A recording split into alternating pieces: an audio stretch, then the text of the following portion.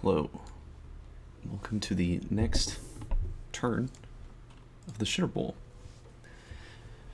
So Arccephaly finished Thaumaturgy 2, and he got Evo 1, and then he didn't have anything else cute, so the rest of his RP went to Conjuration. He was able to watch this battle, which is where Agartha attacked some wolf tribe. I suppose we'll look at this now. Interesting, the AI is actually casting Panic on the attentive statues, but of course it's not going to do anything. Unfortunately, a bunch of wolf tribe get into the back line. The statues clean up. You can see they were fighting wolf tribe alone, and they took no damage at all. And they come over here desperate to save their master. He's bleeding out, he's limping, and he gets killed just as they arrive. And unfortunately, without leadership, they just drop dead immediately because they're units, not commanders, so they just vanish. And these guys got routed by something. So unfortunate that Agartha lost these units. I mean, realistically, the biggest loss are the statues. The other units are whatever. Even this mage is not very expensive, but losing statues sucks. But it's alright, these aren't the most rare of them. But let's watch his one battle. So here he has a bunch of light Greek units against heavy cavalry. Yeah, predictably half the units are killed immediately as they are smashed with a lance, and then the rest just run. Incredibly, the militia run too, even though the day is decisively won by their side. They still run from the battlefield.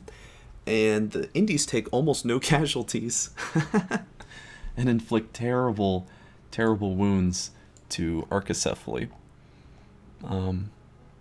So that's sad. He lost a lot of gold here. This is, what? Did some guys, 2 more died on the retreat, so he lost 450-ish gold, something. I'll calculate later, but he did take the desert from Agartha, who had no PD on it. He got an Amulet of Breathing, which is cool.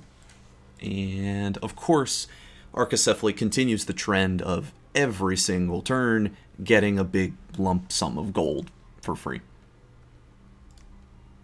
He finished his palisade over here and is immediately recruiting, or building a fort with his commander, recruiting Hippasis, the light guys. He's recruiting the light infantry. Not making a mage, though.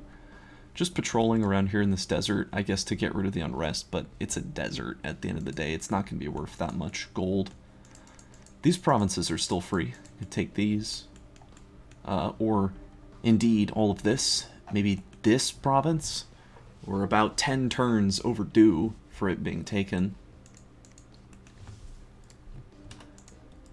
Looks like he's just making mages everywhere else. On his capital, he's got a bit of an army here. He's actually recruiting a lot of heart companions and some hoplites too. Looks like he's not eager to try again on that province. Rightly so. He really needed some bigger, sturdier troops to take this out. Palisade will be done soon. Otherwise, not much to say about Arccephaly's turn. He's going for Conjuration 1. I couldn't tell you why. Construction 2, lots of lesser magical items are good. And Evocation 2, I get a lot of options here. A lot of good stuff. All fine. This turn, Fascia and Agartha had a bit of an altercation, which you may recall. I'm not going to tell you the results of it just yet, but Arccephaly has worked very hard to negotiate a peace deal between both these players. As far as I'm aware, though, both the players just ignored Arccephaly in his attempts to make peace, and they just made some agreement on their own. So we'll see later what that entails. Ulm fought one battle against Independence here. I mean, this army of his is really quite indestructible. This is like Ulmish Death Ball Not really defeatable without large mage support. Yeah, I mean, the Indies did absolutely nothing to them. And wow, what an incredible luck event. Almost 2,000 gold, that's insane! And a Starshine Skullcap, a construction 6 item. This actually opens up golems for him. Like, he can get golem construction. Yeah, he's already put it on this guy. I'm pretty sure he can do that. Yeah, golem construction, because you need Astral 3, but normally you can't make the crystal coin item unless you have Astral 2, Earth 2, which you can't get in the first place because your guys are only Astral 1, but because he randomed this item, he can make the coin, give it to a smith, and then he can make golems. These things are really powerful thugs. Really good thug chassis. Basically, they have all the advantages that like Agarthan statues do. Except they have astral magic, which is a very big buff. It lets them cast all sorts of really good astral spells, such as Astral Shield. This thing basically makes it so hitting the golems really hard with troops, they'll just like fail the check and be paralyzed. Also personal luck, body ethereal, just making the golem impossible to hit without magic weapons. There's a lot of yeah, and they can teleport. They can teleport anywhere, just drop on armies, and magic movement always happens first. So, and on top of that, just a bunch of gems. Just so many gems. This is an, oh my god, what an incredible luck event. This is a, Ulm did not need this windfall. This is really, this would have been great for Fascia. This would get them back in the game. This is just an enormous snowball that Ulm has. And I mean, look, he's still stockpiling all the money because, I mean, he's building stuff. I think, yeah, building a fortress here, forging dwarven hammers. That's cool. I like that. Palisade down here, making lots of infrastructure. I think he could stand to make more, but even still, he has so much money and he has so many gems. Luck really pays for itself. It might not feel like that all the time, but then occasionally you'll get an event like this, which just enables you to do so much more.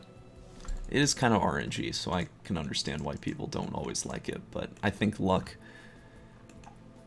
I think Ulm paid for luck with this event alone. Anyway, looks like he's just trying to take these heavy cav. I'm sure he'll do so without really many casualties, although having all these crossbowmen at the front could be dangerous. Skill scripted to cast flyers. Weird. He has all these mages, summon Earth Power, Legions of Steel, and then Earth Meld. I think this is a fine script. Just maybe... well, maybe turn on conservative magic gem use, that way the mages won't burn the earth gems. Because presumably he wants these gems to be used for like a big battle, not just against like indies. So that, you know, that kind of... That could suck. Like if his mages eat up a lot of these gems in this battle, that would be pretty awful. Like, this is a lot of gems. 35 to be exact. What's he recruiting? Still Black Knights. Still going for Master Smiths. I'd consider going for Priest Smiths now, or some Black Priests, because these guys are useful too. Maybe not yet. Looks like he's getting some more commanders so he can get more armies moving out. I think this is what he should be doing. He has a lot of units sitting around and he can afford to get more armies moving. Making sappers. He's doing a lot. Ulm does a lot. He's got a lot of gold left too. And Marignon. So he tried to assassinate a Colossi Weaver and failed. He tried to assassinate an Indie commander and succeeded. And then there was a couple battles here. This is just Marignon's main army. His macemen, crossbowmen, and then a bunch of knights. Fascia just has 20 PD here. A healthy collection of province defense, but yeah, not enough to stop these blessed Knights of the Chalice. These guys are really quite terrifying. They just immediately go around and they assassinate the leadership, and these poor Indies are trapped. Do they get killed to a man? Yes, of course they do. So nobody survives. He loses 10 macemen, but acceptable losses. The real consequence of this is that'll be less siege strength if he tries to use this army to walk onto Fascia itself. And then Fascia countered with a raid down here. Nothing really to say there. He just crushed the PD. And then Marignan killing some horse tribe in the desert. Got an unlucky event. Lost 400 people there and some negative dominion. This is pretty bad on this. Like, this province is already pretty devoid of population. Losing 400 people, that's a lot. So it looks like he's moving his armies around to perhaps intercept Fascia. Yeah, taking some knights over here, just trying to cut him off. But this is the big move. He is striking Fascia itself with this army, still instilling uprising and assassinating leaders. And if we recall from last turn, this province is empty. Practically, the only thing that should be in here is Fascia's pretender and a mage. So it's not totally unlikely that these assassins will get on his pretender god, and they could kill him. Not, you know, it's not like the most likely thing in the world, but it's possible they could kill him, and that would be extremely backbreaking for Fascia. I don't think this army will have any trouble mopping up the 25 province defense on Fascia itself. Fascian PD sucks, but I think the big issue will come in that these guys are, I mean, they don't have very good siege strength. Like, well, we can see, we can add it up. Right there, they have a total siege strength of 78, so we can compare that to, well, let's see, is he doing anything else? Recruiting assassins, paladin, getting some architects, it's cool, he's looking for citadels. Still just, like, moving around over here, I guess site searching now. I guess he wants to build a fort on this province, but I wouldn't have made the temple in the first place. If the temple wasn't made, you could start the fort right now with this indie commander. It's not like your scales aren't good, you know, I mean, they're okay, but they're not worth spreading that much. He still has a massive amount of knights on his capital. He's sending his prophet back to pick them up. So this will be a big spike. If he can ferry these knights up here to Fascia, I think Fascia will, you know, that might be the death knell. But he still has a lot of units. He's still being annoying, which is good. I think that's smart play.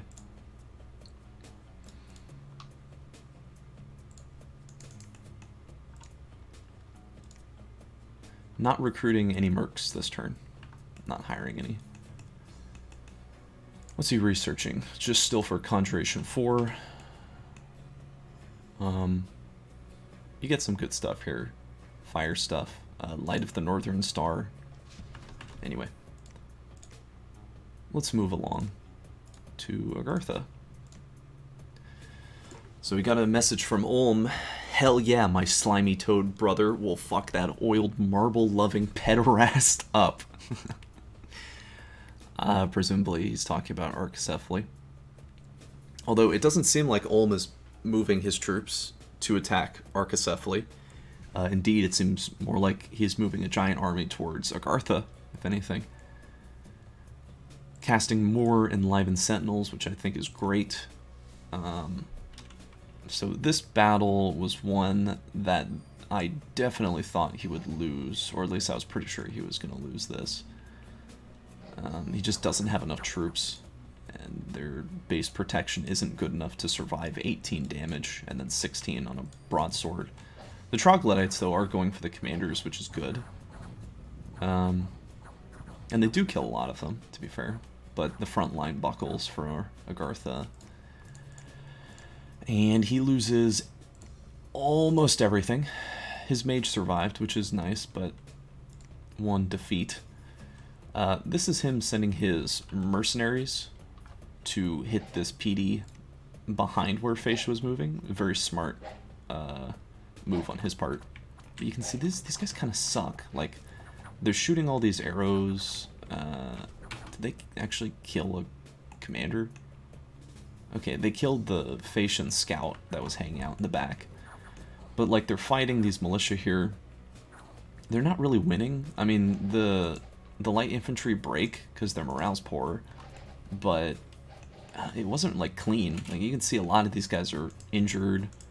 Not like they're picking up afflictions, but the little red pips mean they lost HP. So they were getting hit. It was not, like, a decisive thing. But morale pulls through, and they win the day against 10 PD. We know how this battle goes. Another defeat. So this is the big battle, and this is the biggest battle we've had all game so far between two nations. Although the one between Phasia and Marignan was pretty comparable. This one, though, has a bunch of mages. So we have this Gigante with his True Shot longbow. A bunch of weavers scripted to cast like Mind Burn and stuff. Eartha just kind of has a big line of generic dudes. Not very expensive, not very threatening, but there are a lot of them. You can already see, ooh, that was a nice flare. Ooh, another nice flare, getting some initial kills. Obviously, okay, taking some friendly fire there for Phasia. Also, this is just a confirmation.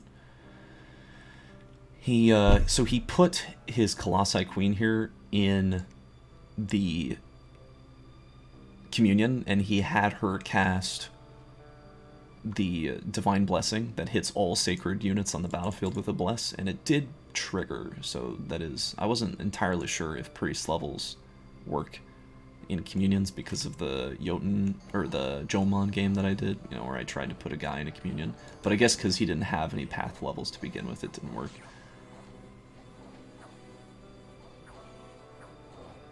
Anyway, Agartha's just being annihilated here. Like on a troop to troop level, his guys were inferior. Like the average Agarthan heavy infantry is just not comparable to a Colossi light infantry. The only edge is the extra protection, but they have a shorter weapon, less attack skill, less defense, less strength, less HP, worse morale, worse MR. They don't have a javelin. They're just like inferior in every way, and he didn't bring an overwhelming number of these. Like maybe if this army was triple this size, he could have won, but even then, I'm not sure. Like the Communion here really proved its worth. Like it killed half the army alone, and these are not like expensive dudes. You know, if they were expensive, then that could have been really devastating. Still, it's like 500, 600 gold lost. Did his prophet is the only survivor from this battle, and Phasia lost practically nothing. These guys have a gold cost, but they're free spawn, so I'm not gonna count that. The PD did eat up a lot of damage, to be fair. The Bear Tribe were soaking up hits. He lost to Arccephaly, an unlucky Unrest event, and then another Unrest event. Just really... the pain is really just barreling down on Agartha. Looks like he is taking some troops and moving them over here. Oh, is he moving his god? Yeah, he's moving his god, I see. I guess to start site searching, which I think is smart. This is a lot of path magic. I would consider giving a bodyguard to your pretender, just because, you know, as the name implies, he's not very sturdy. But he could be, like, he can cast like bark skin on himself, personal regeneration, cast like, I mean, it's kind of a waste, but he could cast Legions of Steel on himself. It'd be better if he casted one of the other spells. Maybe just tell him to attack and put him like away in the corner, so that way he has the most time before the enemies get to him, so he can cast his spells. But sort of superfluous, right? Like, he's in friendly territory. I'm just saying, on the off chance that a random bunch of enemies, indies, or stealth units were to pop up, that would suck if your pretender wasn't scripted to deal with them. So that's something I would worry about. Looks like he's just making troops still and getting lots of statues, spending his earth gems in these things. I love these units. I think they're so good. I like the script, Legions of Steel, a lot on your troops, and then Strength of Giants. Strength of Giants having... Oh, they have the same AoE. Okay. The only thing I would change is I would just cast Bless, just to hit these statues, just to make them more durable. You know, you're giving them Blood Surge, extra HP, more resistances. Not like super useful against indies, but the Blood Surge is very nice. He is building a temple down here, so we are going to see some of his Golem Crafters or Earth Raiders come out, which I think is very smart. And he is moving his Mercenary and his Prophet away, so he is fleeing from Fascia. The peace agreement between these players looks to be in effect pretty decisively, and he's just going straight for Enchantment 4. I think looks great to me. Just get your powerful statues out as soon as possible, or get the more powerful ones as soon as you can. And I think Agartha's gem income is actually fantastic. Like, you want to be making more gems than there are turns in the game, and he's making, what is this, like 8, 13, 21, 23 gems versus 17. I say that's very, very good. I guess I could do a quick comparison to all the other players in the game. Archaecephaly is making 10, 14, 15, below average, you know, not very good. Ulm is making 2, 10, 14, 7, 18 gems. You know, good. Okay, yeah, it's good. It's good. Good gem income. And Marignon is making 6, just abysmal. Yeah, that's... Jesus, that's really terrible. I didn't realize Marignon's gem income was this bad. If anything, I think even if he takes Fascia, the gem income he's lost from not site searching is crippling. Extremely crippling. Oh, but he's sending his Fire Mage down here. Maybe he'll find the Fountain of Fire, which I looked it up. That is a real magic site, and it also gives you a big dump of fire gems when you locate it. And it gives a lot of fire gems a turn. So it'd be really great if Marignon found it. He desperately needs more gems. Desperately needs more gems. So, oops. Onto Fascia. So we know how basically all these battles with Marignon go. I guess we could watch him kill some undersea creatures. Just some naked Ictiids.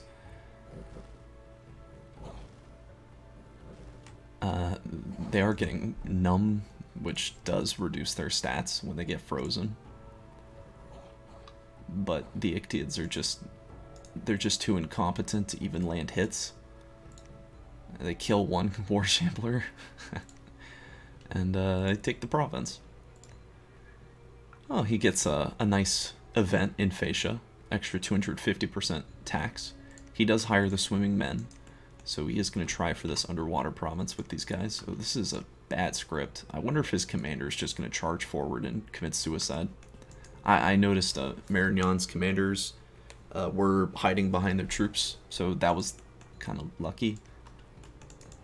But I guess it worked out. He is building a palisade over here on 125 and one over here, so he is spending his money on more defensive emplacements, which is good. Now when his capital gets sieged, he won't be dead, you know, out of the water, and he is moving this Colossi Storm Captain back over here, retreating from Marignon, which I think is smart. And furthermore, when he gets here, he can immediately put up a lab, so he can start recruiting more mages. He is taking his War Shamblers and an Indie Commander here to Grainport, and he's trying to clear off 2. There's really a disturbing scene that's been brought here for Fascia, which is that he can't actually return to his capital this turn because Agartha took this province. Which I'm not sure if Agartha and Marignan were coordinating this together, but if so, it worked out perfectly. Considering the skill level of this game, I have to assume they weren't, but still, Fascia is in a really bad spot. This is a terrible disaster that he's not going to be inside his fort, that he's not going to be able to defend it. He's even moving his last mage out to hit 136 to raid, leaving just his god alone. So his god is going to be beset by assassinations. He's only casting personal luck and then just scripted to cast random spells. I think he could hold off the assassins, but we'll have to see. He does have a bodyguard who is good. He is a good bodyguard. We'll have to see if he survives. Not much else to say this turn. He'll have enchantment too, so he'll have regeneration on his communions. But I'm curious what Marignan will do once he sieges down Fascia itself. So, till next time.